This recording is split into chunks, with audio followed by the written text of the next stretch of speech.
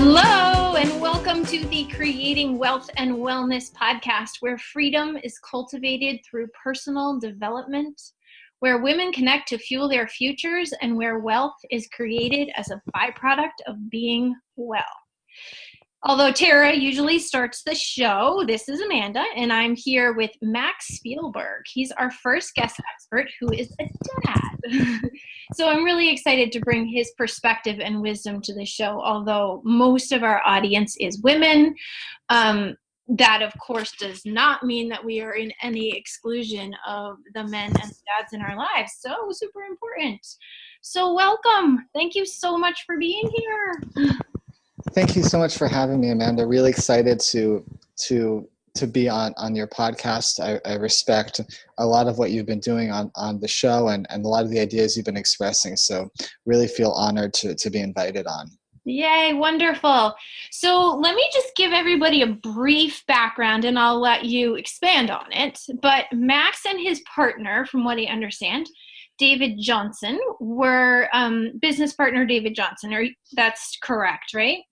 Right, business Awesome. partner. I am married to my wife, to a woman. And you have two beautiful children. Yeah. Awesome. So they were in search of organic medicines for their families, but were not finding anything to their liking. So they set out to create a team of highly experienced chemists, pharmacists, formulators, medical professionals, and a solid business team who share a common goal to make medicine healthier. Woo woo!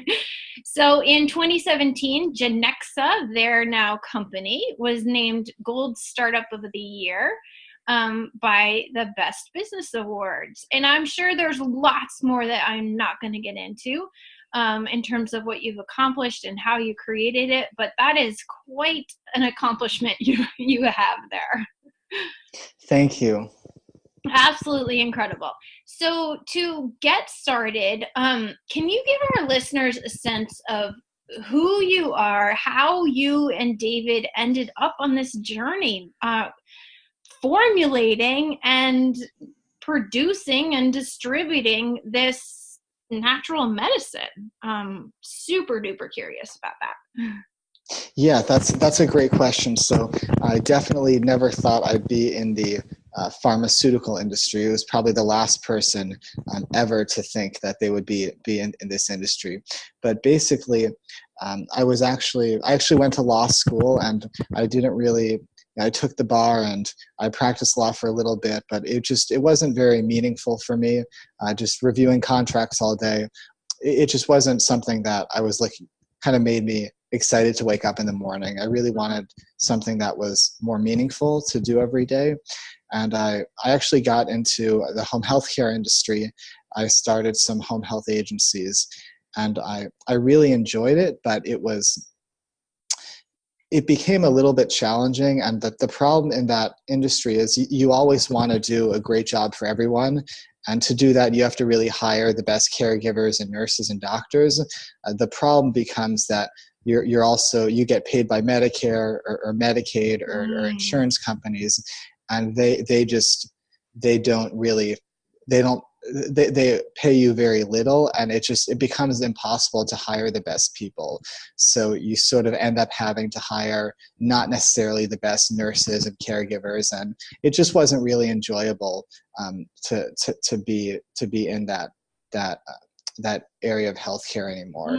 So about 4 or 5 years ago, I was sort of thinking about other things to do and other ideas, and I actually have pretty bad seasonal allergies, and I took lots of different medicines on the market, more over-the-counter medicines, and one day I just started reading about what was in them, and I saw things like pharmaceutical dye and colors and magnesium stearate and cornstarch, and really just the things that myself and my family, we try to avoid in our daily life, and in terms of the food we eat and just supplements we take, but yet they're in our medicines. So it really just got me thinking,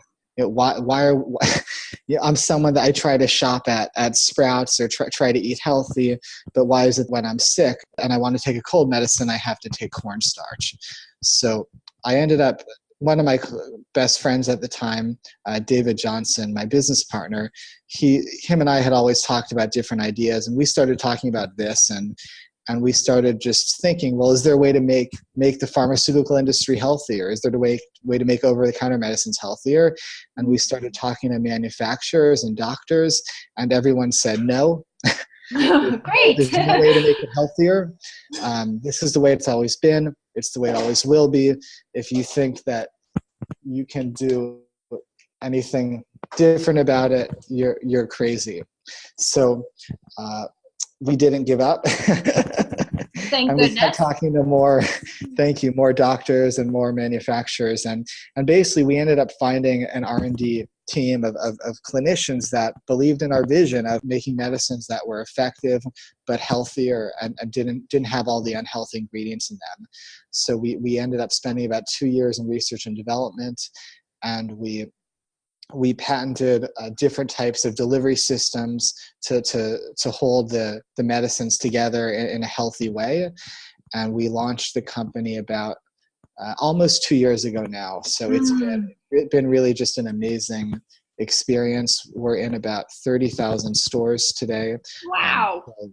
We're launching into Sprouts right now. Actually, we're just going on shelf literally this week there, in lots of GNCs and lots of CVSs. So the response was really just overwhelmingly positive. And it was interesting because when we first started the company, I basically went door to door kind of with a backpack, and I went to pharmacies and said, hey, can you do me a favor and put this on your shelf? And everyone said, well, why would anyone want a medicine that's certified organic and non-GMO?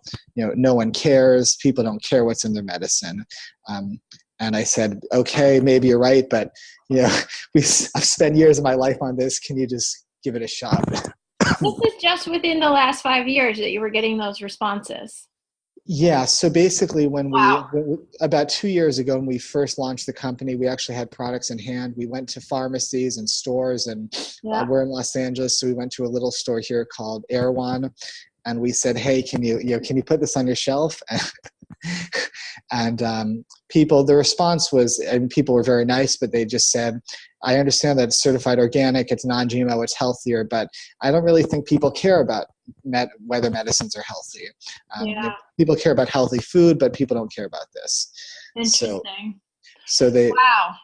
Yeah, so they put it on their shelf, and people did care, actually. And one store became 10, and 10 became 100, and 100 became 5,000. And so it grew from there. But what's really amazing is that we've really been able to create kind of a movement from our customers around our products, just because we're the only company dedicated to making the pharmaceutical industry healthier.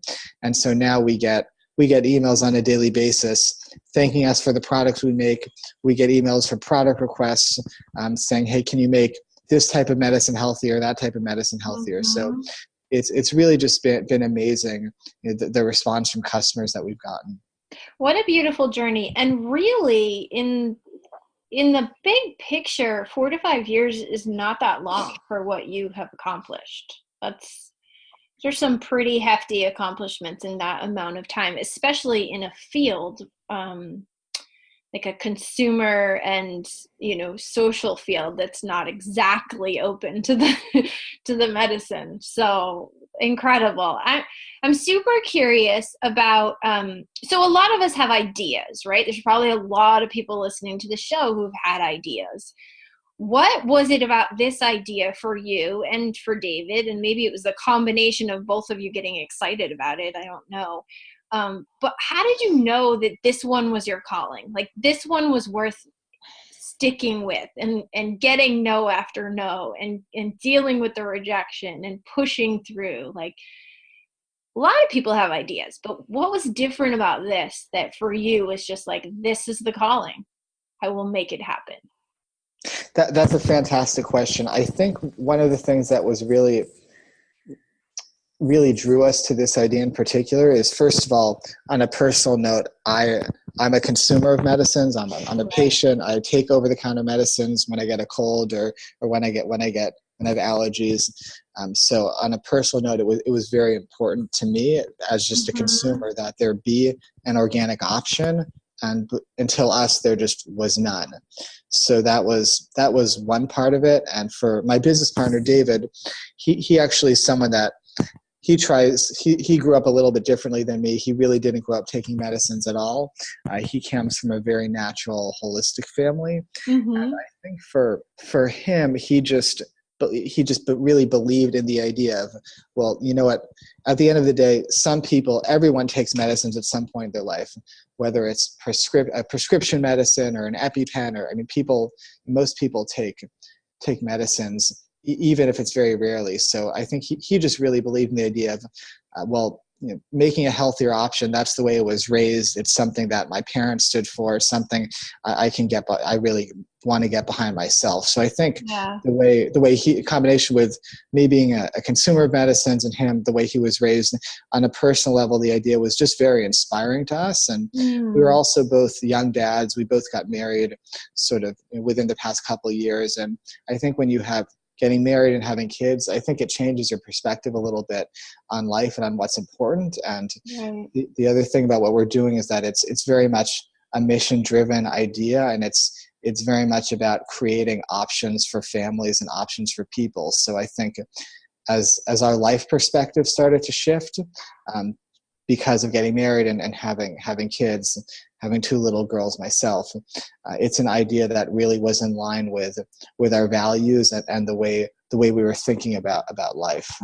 Oh, I love it. I love that, a mission-driven idea. It's beautiful. And yeah, we do have a lot of ideas, but unless we get that like tangible vision of why it's important and what it will do for the world, it doesn't take flight. And I know Tara and I host this podcast together, except when we're interviewing experts. And I know just for us and for other projects I do in my life coaching work and through network marketing, when you're working in collaboration with someone, it's so powerful to be able to bounce ideas off of each other. And, when one person's down, the other one's up. And I just love that you were existing friends and then you continued to do this work that's so powerful in the world. Really awesome. Thank you. Great. So I know I have a pretty strong background in sharing natural medicine as well through a medicinal mushroom company. And I know for me, there's a lot of hurdles in promoting holistic health products in the United States. So what do you see comes up the most in terms of just educating and informing and coming through, just breaking the trend of what we're used to? We're used to not caring what's in our medicine. We're used to just taking what the doctor says. What do you see as some of the greatest hurdles in promoting holistic health in this culture? That's a great question as well. I think the most important thing is just to really talk to people about what you believe in, and make sure that it's, I guess you're talking to the right people. I think for us, our products, we have about 100 medical doctors that have gotten behind us. And so there's a lot of research and testing we've done. And so when we're talking to our audience, talking about the doctors that support our products and the research we've done on our products are things that have been really important for us. I guess it all depends on sort of who you're talking to and the product you're talking about. At the end of the day, just think, obviously the most important thing is just being genuine and being honest and transparent. I love that. So what I heard from your answer is, if I went to a street corner in Texas or New York City or whatever and tried to share the medicine, it would probably be a lot more challenging. There would be a lot more hurdles. But instead, I focus on the audience that wants to hear, right? Like focusing in where you can grow and allowing it to naturally grow wider beyond that. And I think that's a brilliant approach to anything. Yeah, absolutely. Although it's funny, the Midwest is actually one of our biggest markets, Oh, I love that. which is something that, I mean, everyone would assume it's California or Of Florida. course, you'd assume the coasts. Yeah, it's interesting how even in the Wow. Midwest there's such a, and even Texas, there's such a desire for knowledge around how to be healthier and how to have a healthier lifestyle. So a lot of people, just including myself, I just never realized how many people really are, outside of the major cities in this country that want to live a healthier life. I love that. I absolutely would have assumed like East Coast, West Coast, would have been the target, more the stronger target market. And it's again, it's a great example of how we just never know who our audience is going to be or where they are, and we just keep doing what we believe in and trusting that it's going to end up where it's supposed to end up. And it does. And that goes for anyone who has an idea and is listening and wants to promote a product or service. Like, if you believe in it, if you're speaking to your mission and your values, and it has that personal importance to you, you're going to find success, just like Max and David had, through your passion. I love that. Thank you for sharing. So I guess that's the answer to another question I had for you, which is what makes it worth it beyond the challenges? And I'm sure you've come across hurdles in your work, and I could assume that what makes it worth it is how important it is to you personally. Is that true, or is there anything beyond that feels, the calling feels greater beyond that? Yeah, I came across this hurdles this morning, actually, before we started. There you go. Every day there are hurdles. Mm-hmm. I think we're very driven for the personal reasons we talked about. At the same time, we also from a personality perspective, I guess I'm kind of a stubborn guy. I love that. Quitting is not something I do. So I also just have the mentality of, this is something I'm committed to doing, and I'm going to make it work. I love that. It can be a positive and negative thing, but that's just how I approach things. Beautiful. And your girls will absorb that lesson when they find their passion. I hope so. So what are your goals? What are your future goals for the company and for yourself? So from a company standpoint, I'd like to continue to do what we're doing. Right now, I work about 12 to 14 hours a day. I'd like to probably be able to work more like 8 to 10 hours a day. Hopefully within the next 6 months, that will start being able to happen more as our team, as we continue to hire and build a team that is full of great people that are also passionate about this. Yeah. On a personal note, obviously being a father is very important to me, and I hope that I'm able to absorb a lot of the lessons that I should be learning, and that I'm able to pass them on to my children. Oh, that gave me chills. It is the ultimate goal. And I watched that in my own work as an entrepreneur, and just seeing how the lessons some trickle down naturally just by modeling, but there are others that really we have to consciously teach. My daughter plays ultimate frisbee, and yesterday she told me how nervous she was for her first game today. And I talked to her about fear and how it's normal, and we just have to ask it to step aside and keep going. And I thought, like, the work that I do internally, she doesn't necessarily see. So I had to sort of teach that in a more verbal way than just modeling. And our kids do learn a lot from us as we do this work of growing in the world. So that's a beautiful personal goal. Thank you. In the last minute or two here, do you have, if someone listening did have an idea about a business or product or service that they wanted to launch into the world, but they're feeling nervous or scared or overwhelmed, what one piece of advice would you give someone who's just starting out the journey of saying, like, I'm going to do this thing, I'm not going to quit, I'm going to make it happen?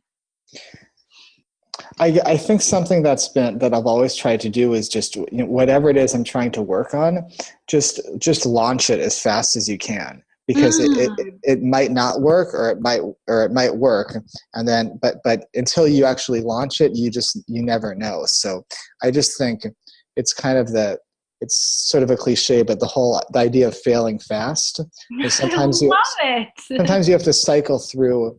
A lot of entrepreneurs have one or two or three failures before they hit on something that's successful. So and most people that are successful in entrepreneurship have had many things that didn't work, and deals Right. that didn't work out. Failing fast. I love that so much. And it really just speaks to take the leap, go all in, and just, do what you can with as much passion and purpose and power as you can. And if it's meant to survive and flourish the way Genexa has, it will. It will happen. So that's great. Just take the leap, listeners, and make it happen. All right, so you did mention a few places that anyone who listened and was more interested in the product than the life lessons of the conversation, you mentioned a few places they can find your product. Obviously, they can find it by Googling Genexa. You mentioned CVS, Sprouts, which I'm on the East Coast, so we don't have that. GNC, where else can people find your products? Yeah, so the easiest place is we actually created a promo code for your listeners. Oh, It's nice. it's wellness 08. So it's WELLNESS 08. So you could just go to our website, genexahealth.com. It's GENEXAHEALTH.com, and just you could use the promo code wellness 08 for 25% discount. Oh my goodness, that is so generous. We will link to your website for sure. And I had a lot of fun just exploring your website. It's beautifully done. I can feel the vibe of just family medicine and wellness. So thank you so much for that. Is there anything else you want to share before we wrap up? No, I think we covered a lot of things. And again, Amanda, I really appreciate you having me on the podcast. Very excited to be here and just continue doing all the wonderful things that you're doing. Good. I'm excited to watch your company grow, and I will be purchasing some product for my family. So I'm excited about that. Thank you. So thank you, listeners, for joining us for another episode. If you haven't done so, check out iTunes and leave us a rating or review. We'll give you a shout out. You can also connect with us on Facebook and send us a message anytime with show ideas, comments, favorite things we've talked about. And until next week, thank you, Max, and thank you, listeners. And we will be in touch soon. Thanks, guys.